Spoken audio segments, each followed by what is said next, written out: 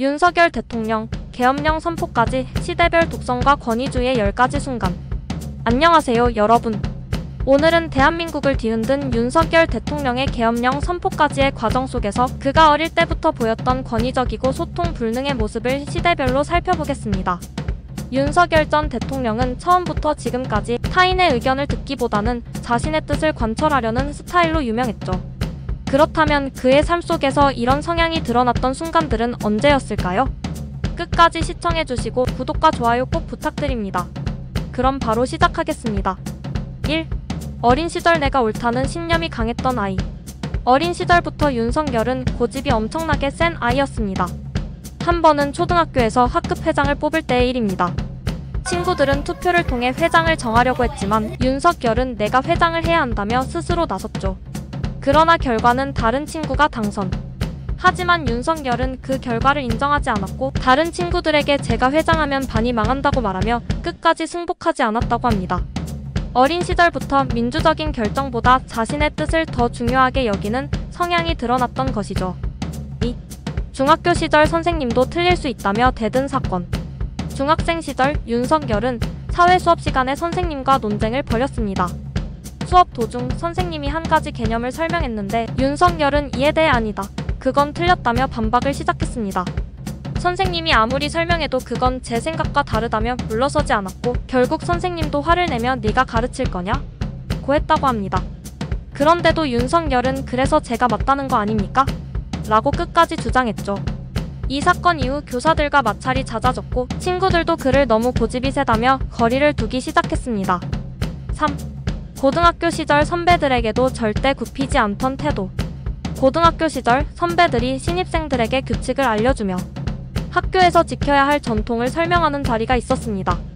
그런데 윤석열은 이를 듣던 중 갑자기 왜 그런 규칙을 따라야 하죠? 라며 반박하기 시작했죠. 나는 그런 거 안 지킬 건데요? 전통이란 게 무조건 옳은 건 아닙니다. 이 말을 듣고 선배들은 당황했지만 윤석열은 끝까지 자신의 뜻을 굽히지 않았습니다. 이후 그는 남이 정한 규칙보다는 내 방식대로 사는 게 맞다는 신념을 갖게 되었다고 합니다. 4. 대학 시절 교수에게 반박하며 논쟁을 멈추지 않던 학생. 서울대 법대 시절 윤석열은 교수의 강의를 듣다가 이건 법적으로 해석이 틀렸다며 공개적으로 반박한 적이 있었습니다. 교수는 이것이 일반적인 해석이라고 설명했지만 윤석열은 저는 다르게 본다며 끝까지 자신의 주장을 굽히지 않았죠. 결국 교수는 네가 법을 새로 만들 거냐? 며 불쾌한 기색을 보였습니다. 이 사건 이후 윤석열은 대학 내에서 고집이 너무 세고 토론이 아니라 일방적인 주장만 한다는 평가를 받았다고 합니다. 5. 사법연수원 시절 동기들과 어울리지 않던 검사 지망생. 사법연수원 시절 윤석열은 동기들과의 회식 자리에서도 자신의 의견을 강하게 주장하는 성향이 뚜렷했습니다. 동기들이 요즘 검찰 조직 문화가 좀 바뀌어야 하지 않냐? 고 이야기하자 윤석열은 검찰은 강해야 한다, 타협 같은 건 없다며 강하게 반박했죠. 결국 분위기가 싸해졌고 동기들은 윤석열은 너무 독불장군 같다고 평가했다고 합니다. 6. 검사 시절 내 방식대로 한다며 지시를 따르지 않음. 검사 시절 윤석열은 상관의 지시를 무시하고 자신이 옳다고 생각하는 방식으로 사건을 수사하는 경우가 많았습니다. 한 차장 검사가 이 사건은 이렇게 처리하는 게 좋겠다고 조언했지만 윤석열은 아닙니다, 제 방식대로 하겠습니다 라고 잘라 말했습니다.